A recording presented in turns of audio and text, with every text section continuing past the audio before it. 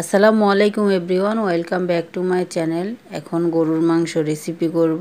রেসিপিটা শেষ পর্যন্ত দেখার অনুরোধ রইল।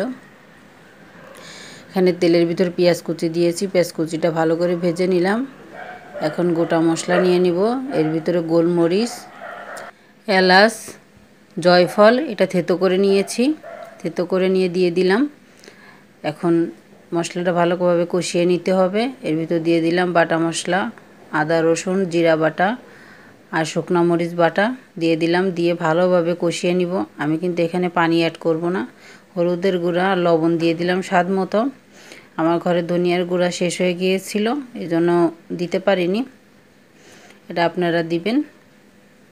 এখন ধুয়ে রাখা মাংসটা দিয়ে দিলাম। গরুর মাংসটা দিয়ে ভালোভাবে নেড়ে নিতে হবে।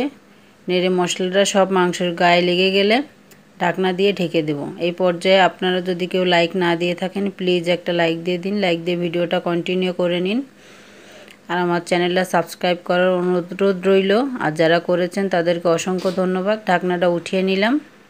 উঠিয়ে নিয়ে আবারও নেড়ে দিলাম। নেড়ে দিয়ে আবারও ঢাকনা দিয়ে ঢেকে দিলাম।